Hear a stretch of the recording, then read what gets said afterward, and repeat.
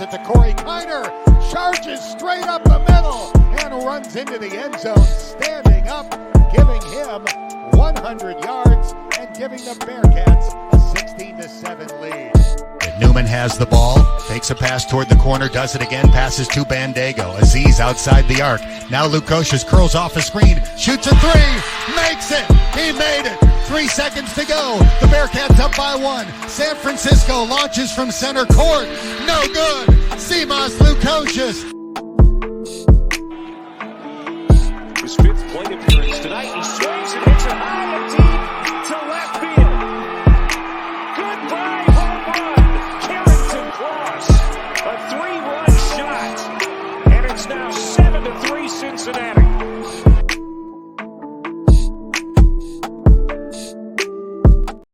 Ladies and gentlemen, welcome back to the GoBeercats podcast, part of the Cats Keller Social Club, and now a member of the College Huddle community. I'm Brandon. He's Darren. And if you're watching on YouTube, right from the jump here, we have Cameron from the Utah Man podcast in today to educate us on everything Utah. Cameron, welcome into the show, man. How's it going tonight? Oh, dude, you guys are crushing it. Love being a part of the huddle with you guys and been listening. So stoked to be on with you two. Good stuff. Welcome in again. Excited to talk about this one. I think we got plenty of stuff to talk about here tonight. Darren, how about you, good sir? How are you doing this evening? Doing well. Just taking some stuff off the wall so they're ready to go for the movers, and then just having a good old day. It's a Monday, so the best you can do. Absolutely. I'm preparing, leaving for basketball camp on Wednesday, bright and early in the morning. Starting to pack my bags and get ready to have a little mini season in the summer. Looking forward to that. But gentlemen, we are here to talk about Utah. We're here to talk about the Utes. We're going to try to talk Cameron here. Some general questions about the university in terms of the athletics, and then we'll get in more to the nitty-gritty of football and basketball as well, and maybe some like fun questions to round it all out. And before we get into that, it is the GoBeercats podcast. I think I'm the only one drinking here this evening, but that's okay. I think Darren and Cameron both went with waters on this Monday evening. I was soda today, going with a nice aged vanilla cream soda. So that's fancy. Yeah, that's not Watts. That's craft soda is fun too. That's fancy. I went with another Cleveland beer. I drank a Cleveland beer last episode. I went back to a different brewery. This is from Masthead Brewing, and this is really ambitious. A double habanero double IPA. So I'm assuming that it's going to be a little spicy, and we're about to find out. Cheers. Cheers. It smells spicy. That is who buddy. I mean, they nailed it. That's really good. But it is not for the faint of heart, because that's like not quite who buddy. On a scale of 1 to 10, I'm gonna say that's about a 7 on the spice meter there. So if you guys see my eyes watering throughout the interview, just roll with it. I'm not going to stop. Cameron, let's open this up to you here now. Tell us sort of how you got started with the Utah Man podcast, and sort of how that got started, and how you arrived at that name.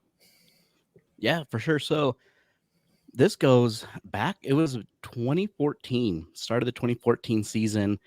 Podcasts were starting to really take off back then, just across all genres, right? And started listening to like true crime podcasts, all that stuff. And football season started kicking off. And so started searching for some Utah football podcasts, and there were none to have. And so I'm like, hey, then I guess I got to do it. So that's really how I started off. Got two friends of mine, Ryan and Scott, were season ticket holders for Good Golly since 2006. So when we started our season tickets, but fans even before that. And so how we came to the name, it's in the Utah fight song. It's the Utah Man, Am I? So that's how we kind of grab that name from the Utah Fight song. Very, very nice. I noticed because like before I like scope out the guests. I mean, it's much harder before we had the College Huddle community. You had to kind of like go out into the wilderness and find that. And that's how we started this series last summer with just like some random people that was like minded like us. And like, as I was like listening to a couple of your shows to kind of get a feel for you guys, and I wasn't sure if we were having one or all three of you. It seems like you guys are not just offering fan perspectives, like like Darren and I probably do more of, but you guys have some access as well. Tell us a little bit about that. Yeah, we've been really lucky. Really, ever since we started, just kind of hustled our way, made the right contacts, and from a football perspective, we're allowed to practices as part of media. Can grab some interviews through there.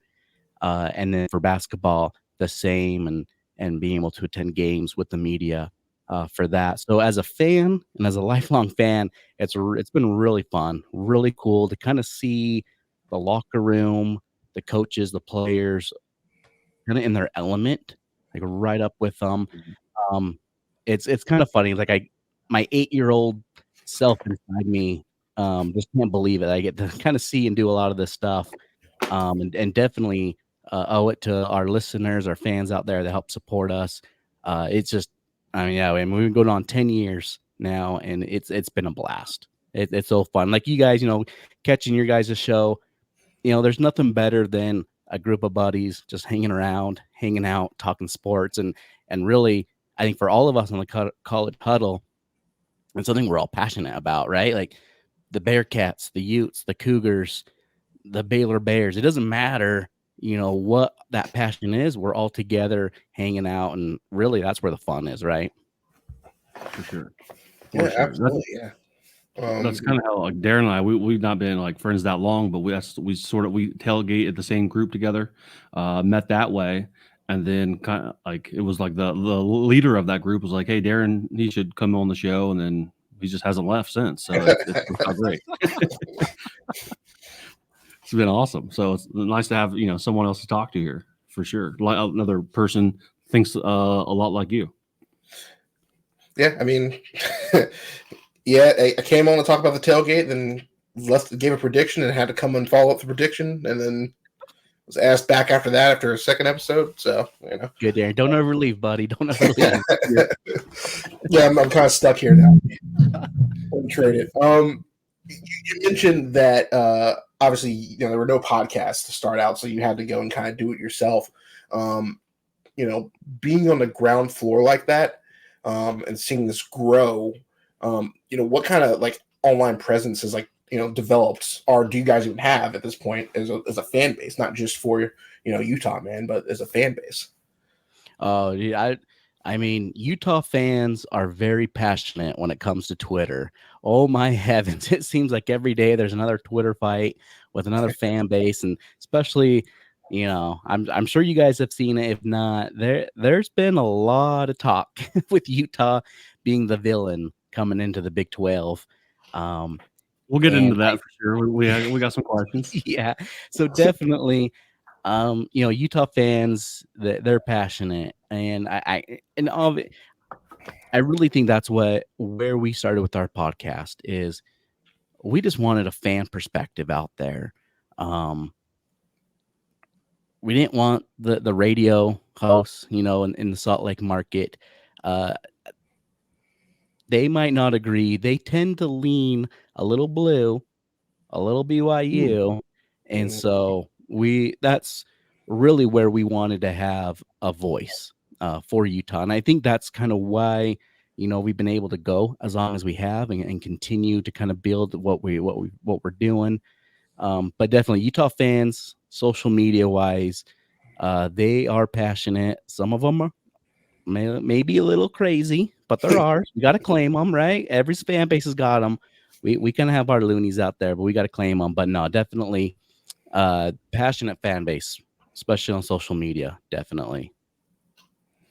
Yeah, it's interesting. We've asked a few guests now especially some of the newer Big 12 members, how their fan bases are online. I'd say Utah is one of the few that, I think has like lived up to that. At least when learning about that. I'd say coming in, it's Iowa State and UCF are probably the most loud. Cincinnati will swarm out of the cracks, if you say the wrong thing, obviously, about the city. So we're very passionate in that regard. No one talks bad or self-deprecates about our city except us. So yeah, I will say, coming into the Big 12, the fan base across the board, very different than Pac-12. Very different. There is a fan base for every team, it seems like, at least a presence online. The Pac-12 didn't really get that from top to bottom. So it's definitely a different world that from a social media standpoint, fan perspective, that Utah's getting into. Now, would you say that's probably stems from sort of the academic vibe they want to go for as a unit? I think so. I mean, yes, definitely, right? And then you look at the universities that were part of the Pac-12, the Cals, the Stanfords, even UCLA and USC. If they're not winning a championship, their fans don't really care. I'll just call a spade, right? And it really wasn't. It really was like the Oregon, Washington, Utah. Their fan base really lived and died with their team. Every once in a while you'd hear Arizona State, Arizona when basketball came around, you'd hear their fans. But really, it's been interesting, as Utah's moving into a new fan base of teams, just how much bigger it really is. And I would never have guessed that Iowa State fans were as loud as they are. Honestly, and I'm not taking a shot, I promise. There's not a lot of history with Utah and the Big 12 teams, right? Outside of maybe TCU, because the Mountain West, the team down south here in Provo, not a whole lot of history. And so a lot of this is going to be new. And so kind of the social media aspect actually has been pretty fun to kind of see that. I mean, West Virginia fans getting in fights with Utah fans on Twitter, and we're not even in the season yet. We're not in the same conference yet, but it's entirely different, just a different world than I think Utah has been in for like the last 12 years. So, like, let's jump into like the process. It was a long, like, drawn out process of the death of the Pac-12, if you will, and where were the four corner schools going to go. I mean, it seemed like it was nothing was happening, but everything was happening, it seemed like. And then I know Darren and I were talking about some of the Utah fan accounts before we jumped on here about, they were very avid and for their disdain of the Big 12 and how Utah would not be joining it, come hell or high water. So, like, do you think that was like some noise from like a loud minority, or like, do you think that was like pretty much the vibe from all of the fan base? So I think it's definitely the vibe of the majority of the fan base. And I don't think it was a slight towards the Big 12. And let's kind of rewind the clock here, and let's just kind of go through a timeline of events. Absolutely. And maybe that can help shed some light on what's going on, or, where we are today. Sure. So, I mean, it goes back to with the announcement of Texas and Oklahoma leaving to the SEC. There was talks of teams wanting out of the Big 12 to come to the Pac-12. There were 11 votes yes and 1 vote no, which was USC. Turns out USC voted no because they were talking to the Big 10, didn't want to sign any new TV deal, any grant of rights with the Pac-12, so they could just leave as soon as that TV deal was done, wipe their hands, not to pay anything, right? And so I think that kind of started this whole, well, we're better than the Big 12 because they tried to join us and we said no type of attitude. And then obviously Utah hates BYU and vice versa. And for the last 12 years, Utah's been able to hang their head over BYU and say, hey, we're in a P5, you're not. And when BYU got invited to the Big 12, that's when a lot of Utah fans were like, oh, it's not a good conference because BYU's in there. Or still a G5 because BYU's there. I think Utah fans just wanted the Pac-12 to stay on as long as possible. That's a conference that for probably 30 years Utah's been trying to get in. Even when they were in the Mountain West, they were still trying to get into the Pac-12. All they were doing in non-conference was playing Pac-10 teams back then, right? Try to build up those rivalries, build up those relationships. And that's really, I think, where Utah saw themselves. And so I think that's kind of pushed down to the fan base when the rumors started coming out that, oh, the Four Corners are going to the Big 12. Utah's athletic director said, no, well, that's not happening.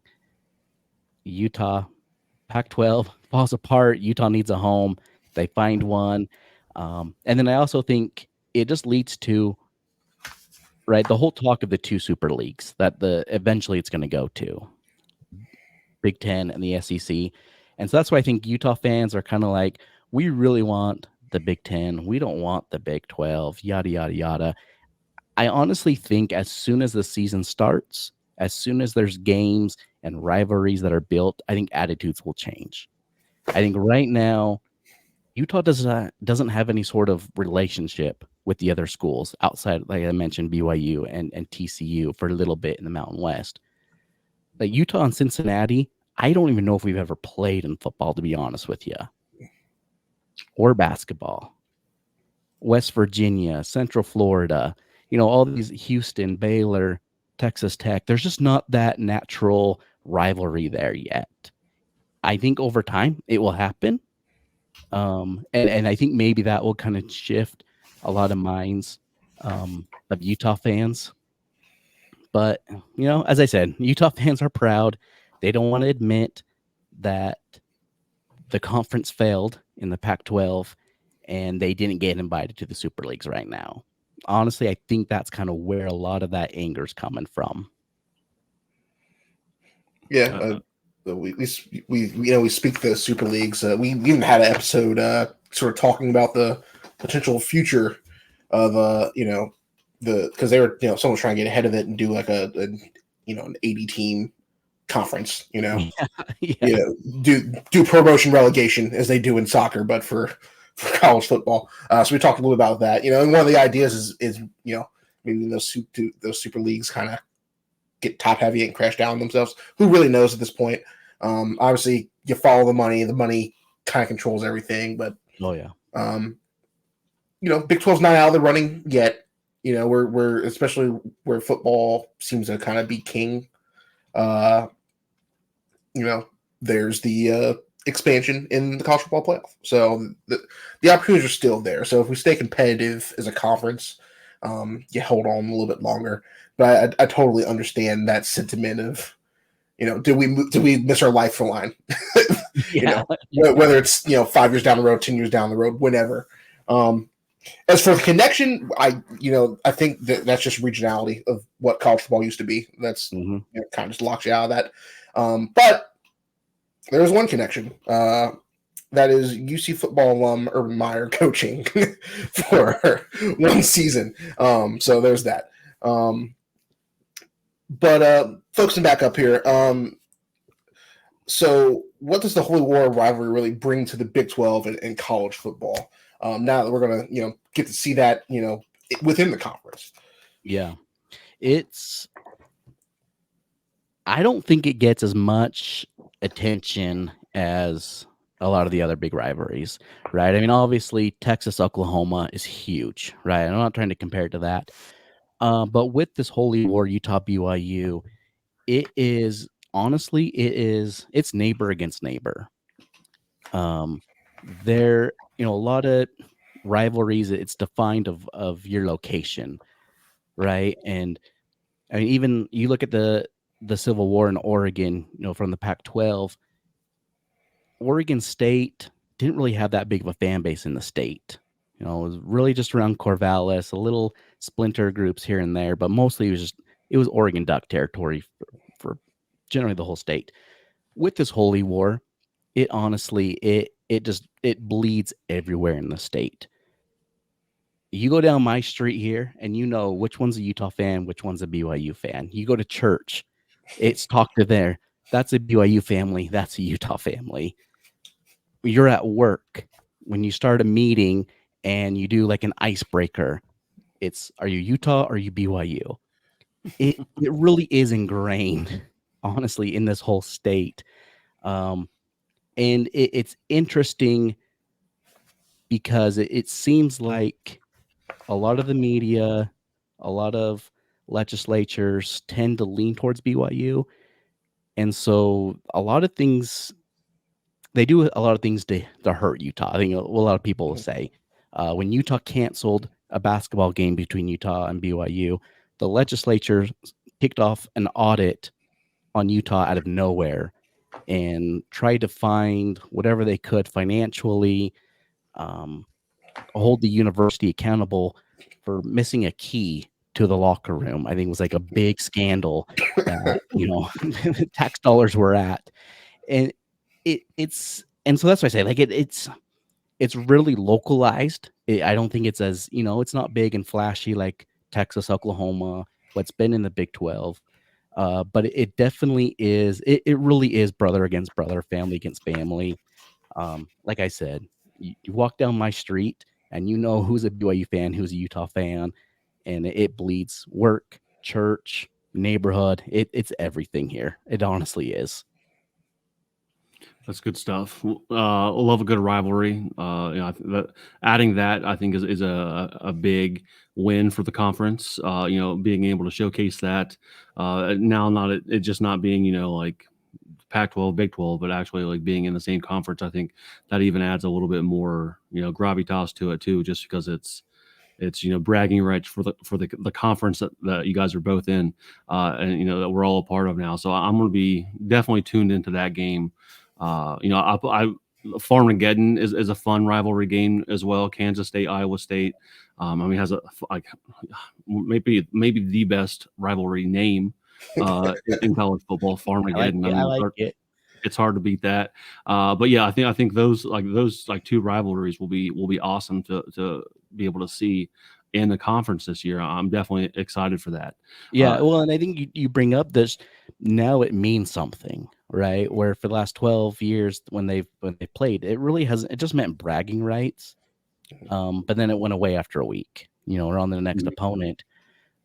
When Utah went to their first Pac-12 championship game, they played BYU the last week of the season.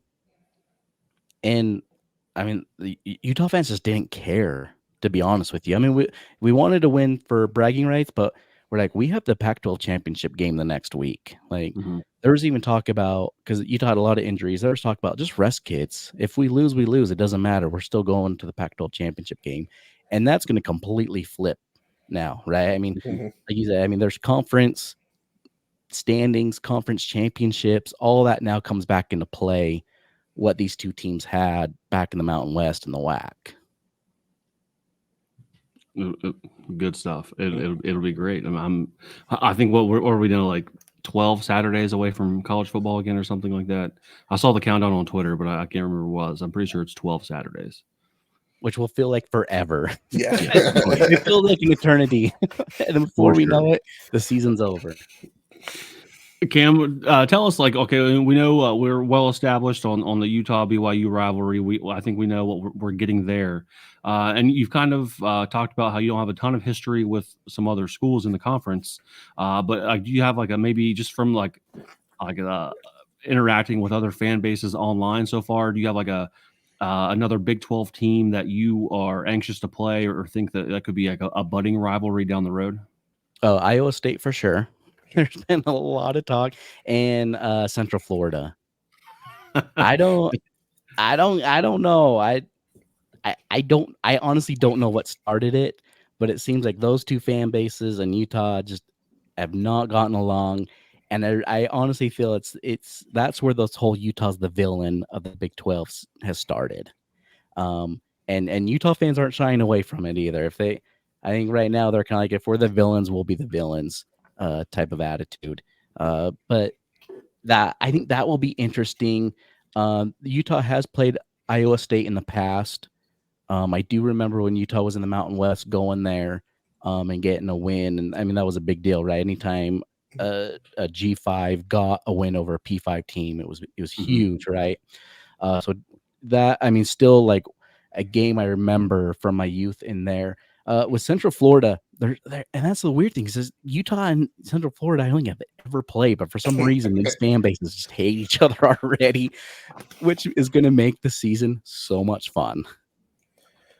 I think to answer that, UCF I think is where they're strongest is just online. Like that's just where they live. I don't think they have houses. I think they just live in a digital space, waiting. You mention them. You mention the name wrong, they will find you. They will have something to say about it. They have like some bots set up that search. I would not doubt it. I would not doubt it. I love it. Like lost my train of thought, but like they sort of try to make themselves the villains too, coming into the Big 12 before last year. They were trying to be like, we're going to run this conference, and we lost to them, but we were already having a bad year to begin with anyway. But everyone's like, no, you're not. No, you're not. I think that's like Utah fans now, because Utah fans are like, oh, we won the Pac-12. Mm-hmm. When we've been healthy, we've won it the last 2 times. And so we're just going to come in and we're just going to run. It's going to be like maybe there's 1 or 2 hard games on Utah's schedule. We get past that, we're going to the championship, and then we're going. With the playoffs expanded, we're going to the playoffs, and that's probably a lot of why they're kind of getting that villain look. I'd say so, and I think it's two villains trying to clashing a little bit against each other. Okay, I got a question for you guys real quick. While we're talking about that, this is what I don't get. And maybe just because I hate them, BYU, they seem like the Big 12 has just like is in love with that school. Am I wrong? I think, or maybe not in love, but like getting along really well. I think when you can snag a team, especially in this day and age of realignment, that has some regionality, at least central, sort of central and mountain. Connection. I think that might be some of it. Obviously, the United States is huge, so. But we, as opposed to like a Cincinnati or or UCF in West Virginia, I think maybe just the cultures are a little bit more similar at that point. Okay. If I had to guess, it's interesting because when we're in the Mountain West, it seemed like every team didn't like BYU. I know TCU hated them. Everyone just kind of rolled their eyes having to deal with BYU and their administration and all that. And I know I'm jaded. I'll fully admit I am jaded. But so being in a conference with them, and it was kind of like it was everyone versus them. And now coming to the Big 12, and it kind of seems like everyone kind of accepts them as their own. And now Utah's on the outs. It's just, and maybe just because Utah's the villain right now, it's just interesting come from a Utah fan, because we're like, you guys really like BYU? I think also I see what you're kind of talking about there. I think because I think geographically and like Big 12 fans have like been used to like Texas desert for 30 years, and they see like the backdrops of the mountains and BYU stadiums, and they're like, oh, BYU's awesome. And like even like the Cincinnati fans that went out there for football, said that everyone was like super nice and like they had a good time.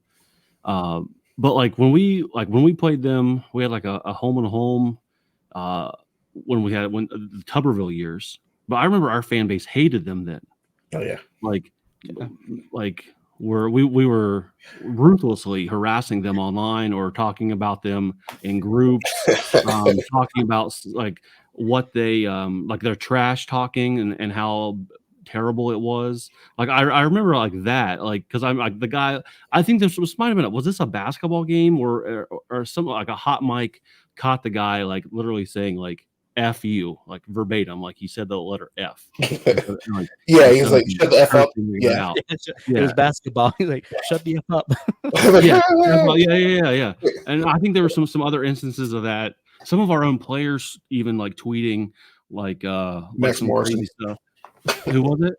I'm pretty sure it was Max Morrison. If I remember correctly, like tweeting after a game, like I just got my ass kicked by a 24-year-old kid that can't drink Mountain Dew or something. Like there was like no love lost there in that mid to late teens of the 2000s. But for that, I think we just thought we were better than that, and we got dominated, and we didn't know how to settle down on that one. That's the rational fan take there, at least. Yeah. Well, I'm guessing it's just like the honeymoon stage, and once maybe fan bases get more used to each other, it'll be a little bit different. But I'm jaded. I'll admit it. I know. They didn't ruffle any feathers either. So I got my red glasses on. That's BYU game here at Nippert. I want to say like 2015. Yeah. It was literally on. I've said this before. It was the worst football game I've ever seen in my life. My whole family came. Like they live like 2 hours away, and they all came down for it. I'm like, let's get the heck out of here. This is terrible. Like we thought we were going to get them back. We did not. I don't think we scored a touchdown. I think we lost like 9-3 or something. That was terrible. I just remember something else here. I want to ask down the line, but let's shift a little bit more into football, Cameron. As before we like talk about like stadium and like tailgating and everything, like can you give us like your favorite Utah game day tradition or maybe just sports tradition at Utah? Yeah, for sure. So I think Utah, their tailgating is top notch. For the Pac-12, it was up there as one of the best tailgating fan base of stadiums. May not be as great as the South and how they roll down there, but for Utah, they start Friday afternoon for a Saturday game. They open up the tailgate lot, and it is. I mean, no one goes to sleep all night. It's RVs, trailers, anything you want to bring in. It's a massive parking lot where they have it. There's a waiting list for years to get into it. They've had to expand tailgating just around the campus because there's so many people wanting to do it. So definitely the tailgating scene, especially since joining the Pac-12, the last 12, 15 years, it's really grown. It's a great experience. Like, honestly, it's one of those things you just walk around and people will share a drink, share food, whatever, it's just a big party atmosphere, really starting maybe 3 or 4 in the afternoon on Friday. And then goes all the way into the game, and then Saturday night into Sunday when they got to clear out. So the tailgating is a big deal. As far as the stadium, it's loud. 83 consecutive sellouts I think they've had. So it's about 51,000. So not the biggest in the conference by any means, but it will definitely be one of the loudest. In the Big 12. I like it a lot.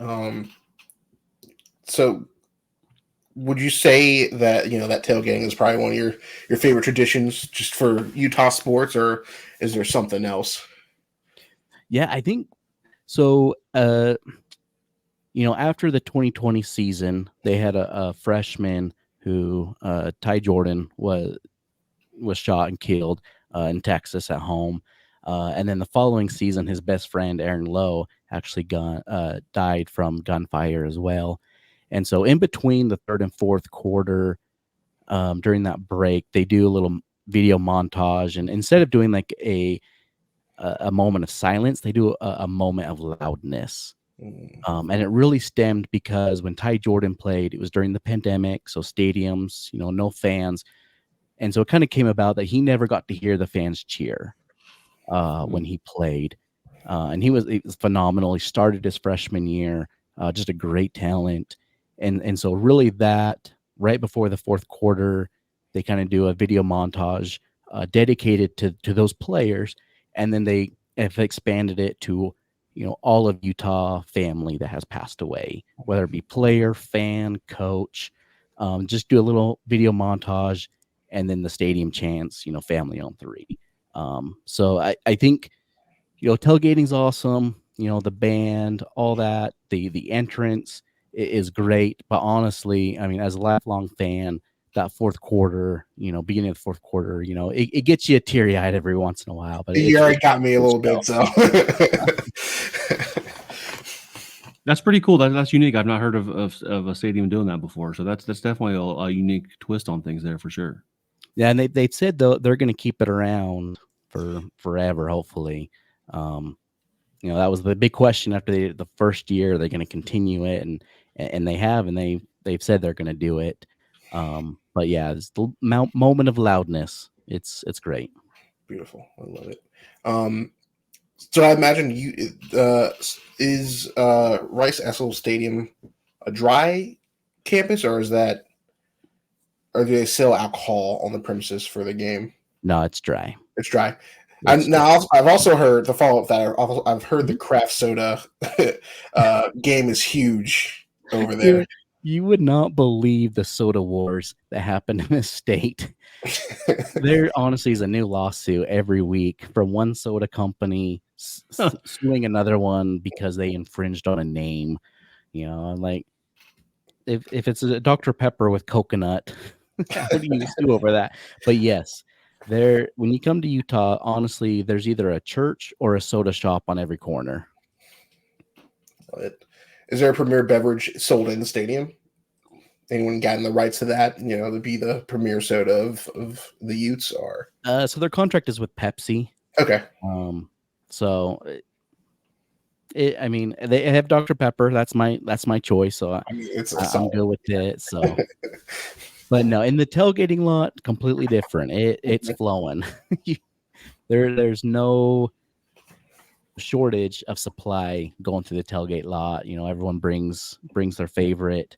But no, once you're on campus in the stadium, yeah, it's dry. I want to rewind the tapes here a little bit, Cameron. I want to go back to 2021. All right, great year for the Bearcats. That's our college football playoff run.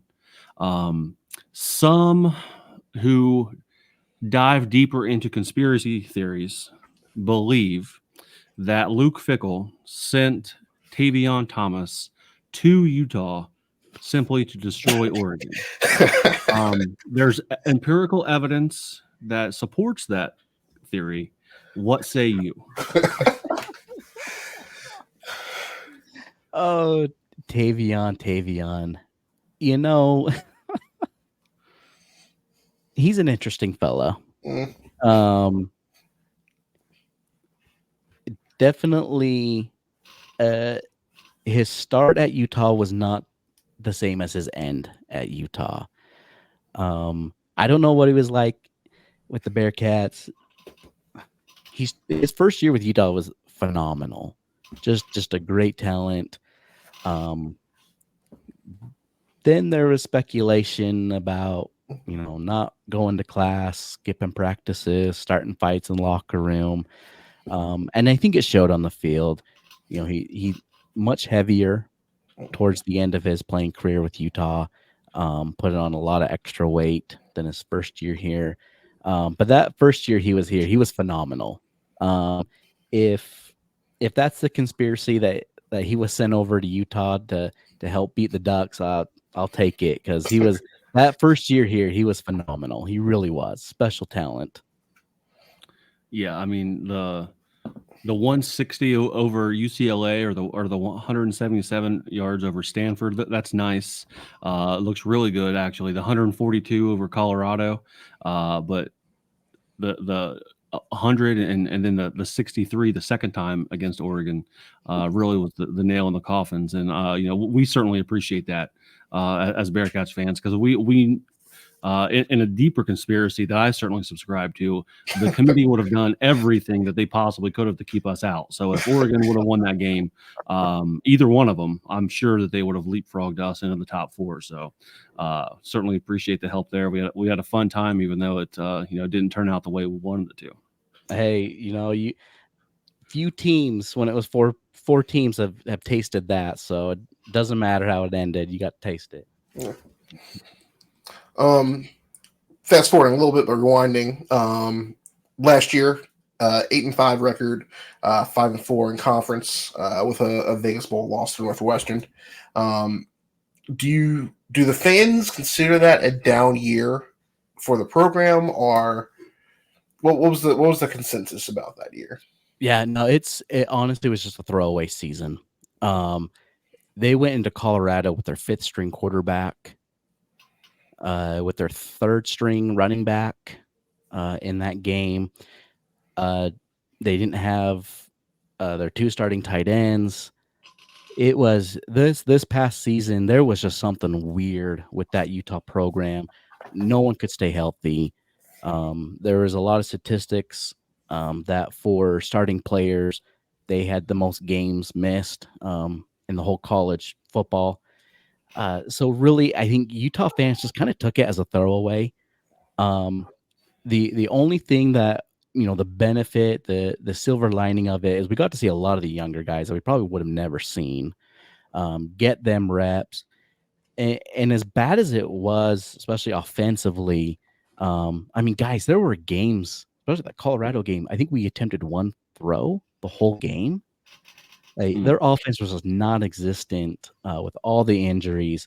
But even with that, I think statistically, their defense actually showed pretty well during the season. And it was their defense that kind of kept them in games. I think they got blown out maybe twice. I know the Oregon game comes to mind. It was just on game day. Oh, it was terrible.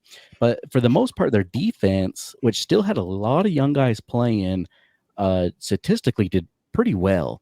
And so Utah fans don't really take it as a down year just because they know what they were up against with so many injuries. They knew the Pac-12 championship was completely out of reach. But the fact that they got to see those young guys get those reps, and then now bringing all those guys back that were injured to this season, I think that's where Utah fans are very, bullish on this team. A lot of national pundits think very highly of this team. They're either voted first or second in the Big 12 right now. And I think a lot of that is, you can't look at the record last year. You kind of have to go the last 2 or 3 years because that talent wasn't just there. Yeah, keeping that going, tell us more about the outlook for this upcoming season. Honestly, if they're not competing for the Big 12 championship at the end of the season, it's a bust, to be honest with you. I don't want to put they have to make the playoffs on that because it takes a lot of luck to make it. Obviously, with it being expanded, I think being in the league like the Big 12 might be a little bit easier path than if you're in the SEC. So definitely, I think that's in their sights, but I wouldn't say they have to make the playoffs for it to be a successful season. But they definitely need to be competing for the championship up into the last week, bare minimum, honestly, for this team for it to be successful. I mean, the way the schedule breaks, you have Iowa State and then Central Florida the last 2 weeks. So that's your favorite team. 2 week stretch there for you guys. That might, make some enemies real quick. I mean, yeah, BYU, Colorado, Iowa State, UCF. I mean, that's just the Twitter pantheon right there. Yeah. The season. That's good stuff. The Twitter pantheon, I do like that. Yeah, I think there are pretty high expectations for Utah coming in. Probably, the expectations that the fan base is a little bit more used to than an 8-5 season. Although, there's plenty of fan bases, probably ourselves included, that would have took 8-5 last year. But definitely some expectations coming in, which is kind of unique moving over to a new conference. But certainly Utah's been up there for 10 plus years now as a top. I would call them a top 25 program for sure. Yeah, and really, I think it stems from Kyle Winningham and kind of the program he's installed, being here for over 20 years. Um, I yeah, I mean, and I think the other thing, you know, a lot of teams like BYU. I always pick on BYU. I don't know why. I mean, I don't like them, but I think and Utah went through this too, moving from a G5 into a Power Five. You know, like Cincinnati, like Houston, UCF. It's a different beast. It takes a toll on a program. Utah had a lot of growing pains when they left the Mountain West. And so I think Utah's better positioned now, moving from one P5 to another P5. So I think that's why there is those expectations of they can and should be competing for the championship in this conference. Well, let's I guess fast forward now as we're keeping that idea going. Let's move over to basketball season. The John M. Huntsman Center, 15,000 strong. 19-14 last year, 9-11 in the Pac-12. But you made a deep run in the NIT before losing to Indiana State, the same team that knocked us out this year of the NIT. So you give us the vibes around basketball season. I personally, from an outsider perspective, I'd say Utah is definitely a football school. Is that how does the program sort of measure up to football expectations? Oh yeah, for sure. And you say it's 15,000 strong. It's not. I mean, oh man, it's been so bad. They put curtains up to cover the upper bowl in the Huntsman Center because it's not filling up. You know, it's interesting because growing up, it was always Utah basketball was king in this state. You had BYU football and you had Utah basketball. And it's kind of reversed over the last couple of years. So definitely in my youth, it was Utah football was a little bit of embarrassment, and Utah basketball under Rick Majerus, it was, top notch. Utah basketball it has not done well over the last several years. They haven't made the NCAA tournament, I think, since 2016. And the Pac-12 is not a basketball conference, excuse me. They've had some great teams out of UCLA, Arizona, Oregon's had some good teams here and there, but from top to bottom, it's not a good basketball conference, and Utah has not been able to compete in it. They're right in the middle, kind of bottom tier in the Pac-12. I think they have one road win in the conference in the last 2 years. So definitely it's not a good basketball program. I think going to the Big 12 is actually going to be very beneficial for the basketball program. And I say that because it's a big step. The Big 12 basketball, especially this last season, it was a beast of a conference. Was it 9 teams made the NCAA tournament, if I remember right? Something around there. It was a lot. And more than half the league was always ranked. And why I think it's good, Utah just hasn't invested in basketball for a number of years. And I think moving into a conference that has yourselves, Kansas, Baylor, who's won a national championship recently, going into a conference like that, I think it's going to force Utah to pay attention, to put resources into basketball. It seems like year over year, it's a whole new team. I know that's kind of common in basketball. The transfer portal is big in college basketball, but for Utah, it seemed like every single year it's a brand new team. And I think that's hurt them. They haven't built a culture. You can't build a program when it's 12 new guys every single year. They do have their coach, Craig Smith, is still there, but he has a whole new staff coming. So we'll kind of see how it goes.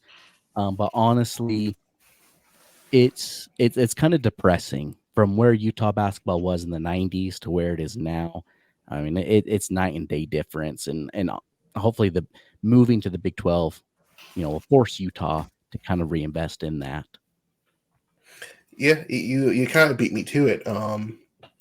I was going to say it. I think once you start playing some games, in the Big 12, you see the consensus was, wow, we were having fun again playing. Not that we were the best team in the conference, but it was night and day from the AAC.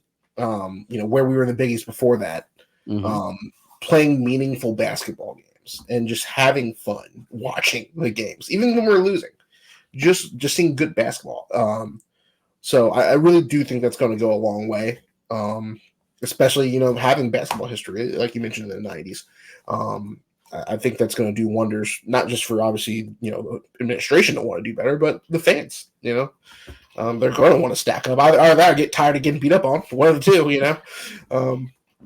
But, with that being said, what is your outlook for the season coming in to this new conference, into, essentially a basketball juggernaut, maybe the best basketball conference currently at this point? Yeah, honestly, it's not high, if I'm going to be completely honest. As confident and as excited I am for football to compete in the Big 12, it's complete opposite for basketball. It's going to take some time, and if it's going to take more than time too, it's going to take those resources. I mean, NIL, it's non-existent for basketball. It's very little. They need to start ponying up there. Even player development, there's not a lot of resources from the administration. I know, that's one frustration that's kind of been leaking around from the players, coaching staff, and maybe it needs to get leaked so it will force the administration's hands to do something. With the Big 12, I mean, Utah fans would show up for the Arizona games, UCLA games, those marquee names. You said good basketball. They didn't really want to come see Utah, Washington State. No offense to Washington State or Utah, Oregon State. It wasn't great basketball. But when you go to the Big 12 and you're going to have Kansas, Cincinnati, K-State, Baylor coming into John Huntsman Center, night after night, I think that's going to help drive that fan base. Hopefully so. Definitely want to, keep the get the resources and everything. Looks like there's some work to be done there, but that's all right. It'll be, enjoy football season. I'll say that. And if the advice in basketball season, if you can win your home games, you'll have fun there in basketball as well. That is key in the Big 12. Win your home games if possible. So hopefully they hear this and decide to show up and bring the noise and see what they can do. If we shift gears and zoom out completely here, Cameron, what is we talked football, we talked basketball; those were the heavy hitters. But is there a third sport out of that the little coverage that they receive, or something that you think Utah really excels at, like a third minor sport? Gymnastics, for sure. I don't know what it's like in Big 12. Who talks about gymnastics, right? But Utah, it's funny because I would go to a basketball game Friday night and the Huntsman Center would be dead. There'd be no one there. Curtains are down, covering up the upper bowl. And then Saturday morning, go out there for gymnastics, and it's rocking. It's a sellout. It's bizarre, to be honest with you. But gymnastics is huge. They've made the NCAA championship, like the top 8 teams, go every year. I think they're up to almost 50 years straight of making that. It's huge. Again, I don't even know if all the schools even have gymnastics in Big 12. I know in the Pac-12, there's only 9 schools that had a gymnastics team. But it's a big deal. It's kind of funny. It's like football, gymnastics, women's basketball has come on strong, getting a lot of love, and then skiing has been having some national championship runs there, and then basketball is way down at the bottom. What about a sport that Utah doesn't have that you think that you would like to see them have, or you think that they should get? Oh, it would be great if they got wrestling, because Okay. Big 12 has wrestling. It's a big deal, and I think there's a college near BYU called Utah Valley. I think they compete in the Big 12, if I'm not mistaken, for wrestling. So that would be cool. To kind of bring wrestling back to Utah. I don't know how well it would do going against kind of those country kids for the Big 12, but it would be cool. It would definitely be cool. Love it. Yeah, you've been great answering questions. We got really two more for you. One for you here. What is one misconception people have about the university? Oh, that's a good one. I think a lot of it is misconceptions. Yeah. There's one, and it probably has to do with the Mormon religion. Obviously that's BYU. We get it a lot at Utah, and it's really Utah's fan base is like 50-50. So it is interesting that you get that a lot. That's the only thing that really comes to mind is that we're all these Mormons who are like, no, that's the other school. Yeah, that's a bad answer. I don't misconception. That works, yeah. Of course, yeah. Darren, you got the last question for me? Yeah, absolutely, yeah. No, that was a good answer. I think people kind of just have this idea that Utah is just Mormon, the state. So, I mean, that's honestly a good answer. I mean, there's a lot. Don't get me wrong. There's a lot in the fan base, but it's kind of funny because I've been to a couple away games and they'll say stuff, and I'm like, no, that's the other school. Or that we have, every fan for Utah has 12 wives. I'm like, no, that's the other school. So, yeah, like I said, you've been great. We appreciate your time. And you asked some questions earlier, but are there any other burning questions that you have for us about the University of Cincinnati or UC Sports or just the city in general that we can answer for you? Yeah, for sure. So, I mean, I remember growing up, the Bearcats in the Big East, big time basketball. That was always to me, that was like the hot team to like. Having the C on the shorts, the jersey. To me, growing up, that was big time basketball. It was Cincinnati. So I'm curious, how has the athletic department, basketball, football, or whatnot, how has that transition been over the last decade or so? With the Big East kind of falling away, going independent, and then the AAC, and then now the Big 12. Like, big picture, what is the athletic department like now? I'll give my question first, and I'll let the coach here take that away. After that, he'll probably have the deeper answer. At least from my perspective, one, from a fan perspective, how dare ESPN air that documentary Reckon with the Big East when they pretty much single-handedly destroyed the conference. That was them pulling the strings. I think the name helped carry us a little bit. We were rarely wanting, at the bottom of the conference in basketball when we were in the AAC, transitioning, and we did what we could as a conference to try to bring in some decently strong basketball schools. I think Memphis really helped carry some weight there. Houston really came on towards the end there. UCF occasionally. They had Taco Fall for a bit there. But it just never hit the same. Football is a really big driver for sure. That's really kind of, again, what helped with conference realignment on those things. So, around that time, we also had Tommy Tuberville, transitioning us from the football side. So, that program was dead. And so people were just waiting the basketball season, and it was kind of just relying on that to bring us joy. And we weren't having exciting games in the AAC. There was a game where I think we played Pittsburgh before they left, or where it was like a 40-point game on each side, where we pretty much set basketball back 30 years. That was towards the end of the McCrone era. Brandon, just really didn't carry us through COVID that well. Players weren't happy. So we kind of hit a bit of a hump there. And like I said, getting into the Big 12, I think some of that, even before we start playing games, I think people are really excited to at least see our brand stack back up with the move to Nike as well, hoping we can get the Jordan brand, which we did.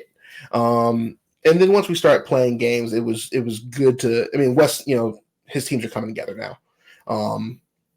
It was just good to see exciting, competitive, just good basketball. And so, I mean, the stadiums were selling out. We were putting love into women's basketball also at that point now. The sisterhood is really taking off. We're looking at baseball now. So I think it just kind of the conference really helped bring that back up. Sorry, a little long-winded there, Brendan, but go ahead and add on or take away from there. No, I mean, I would echo a lot of what you said. Growing up, it was Conference USA basketball, and it was, St. Louis and Charlotte and Memphis State and teams like that. And I was like, there's nothing else better than that. And then we moved to the Big East, right when I was a student, really, or about to be a student there.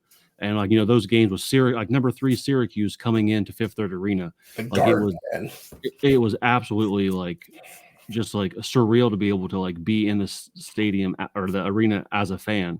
And then it's for me, it's Brian Kelly's first year here, and Cincinnati has a football team. We're good. We're in the top 25.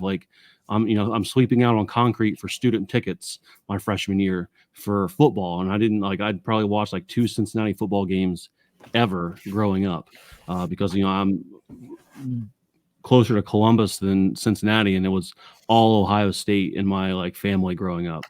And just for speaking on the athletic department, I think they have tried to become leaders or trendsetters in the new era of NIL. We might not have the deepest pockets or the biggest treasure chest of money, but they're going to use what they have the best way that they can, which is been nice to see. It's not they're a stick in the mud refusing to adapt with the times. They're we better get ahead of this so we can do what we can with what we have. And I appreciate them for that.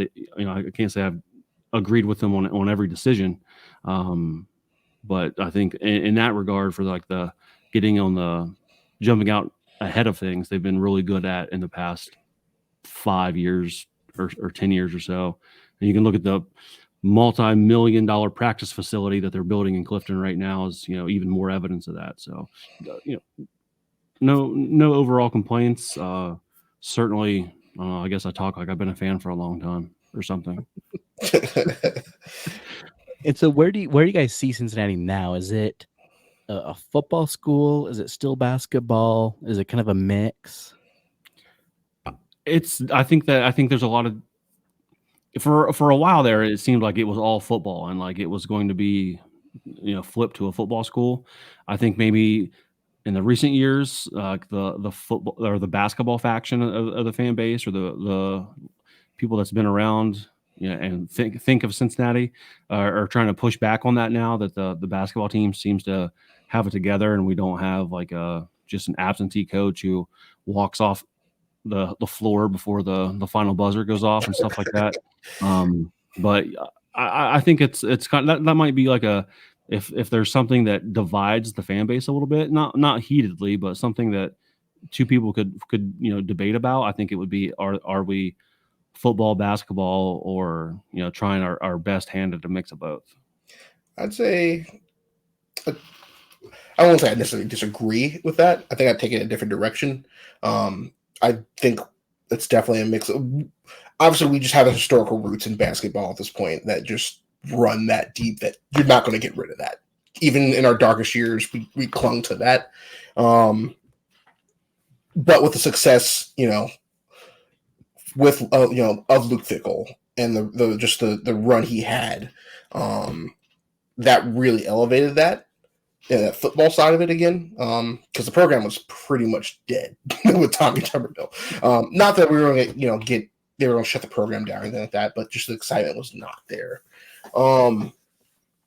I think and I attribute this to the championship run, and the move to the Big 12. I think what you're seeing now is we're really trying to learn to be those Big 10, those SEC fans who are just like, yeah, I eat, sleep, breathe the University of Cincinnati sports, and athletic departments. We got to show up for a baseball game. We'll show up for a baseball game. Let's learn about that.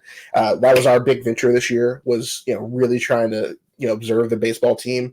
We're a volleyball school now. We have Olympic athletes on the team a few years ago.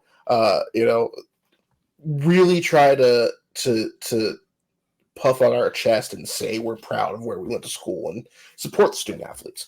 I think that's kind of been the shift, especially joining a conference like the Big 12 now, because everyone cares in this conference. So I think we're trying to take on some of that now. We've mentioned this probably a few, our last few road trip episodes here. The rise in having some t-shirt fans, because for the longest we kind of had to fight against Ohio State, radio wise to get mentioned outside of just the football game during football season. Because it's a baseball, it's a high school football town. So usually, you get a little bit of that. But Ohio State was kind of just running it. Everybody's like, oh, I'm an Ohio State fan. Now you got people who didn't go to this school. They're like, oh yeah, UC all the way. Put that C Paul on my shirt. So. See, and I think that's what gets me excited about the Big 12 and about the move is you just didn't have that in the Pac-12 outside of 3 schools. Really, there wasn't that passion. And we talked about the Twitter wars that are having between the fan bases, and it's silly, it's whatever, but that's what's getting me excited about it. And hearing you guys talk, it's interesting because now regions don't matter, right? For conference realignment, it's kind of 20 years ago, you would never guess that Utah and Cincinnati would be in the same conference, right? And so, I mean, growing up, like I said, to me, growing up, it was like Cincinnati was the cool basketball team, and it was going up against the establishment of the Big East, and that was the reason why you wanted to be a Cincinnati fan. You wanted to be a Bearcat fan, in the Big East, and so it's to that extent. That's why I'm excited. I think top to bottom, this is going to be an exciting conference that Utah's now a part of. Hopefully, I mean, they can continue to compete in football. Basketball is another story. It might be a couple of years before Utah's in even a middle of the road team there, but definitely excited for this move and the fan bases that we're learning about. I caught your guys' podcast about the baseball team, and you would never hear that from the Pac-12. You never hear anyone talk about a baseball team, maybe Oregon State, and that was it. So to get that passion from the fan bases across the board, I think it's going to be fun. I'm really looking forward to this next year. Definitely, man. And I mean, as long as we get closer to football season or in the heat of all sports, certainly feel free to reach out to us again, or we'll certainly reach out to you guys and see if we can't collaborate again in the future. It's definitely been fun. I learned a lot about Utah. I didn't think I thought I knew everything. I guess I was certainly wrong about that. But so hopefully we can get our listeners here better acquainted with you as well, and we'll definitely reach out in the future and work together again. Yeah, no, definitely love to have you guys on. Definitely. Absolutely. Well, gentlemen, it's been great. We will leave it at this. Cheers. Go Bearcats. Cheers. Go Bearcats. Thanks, guys. Go Utes.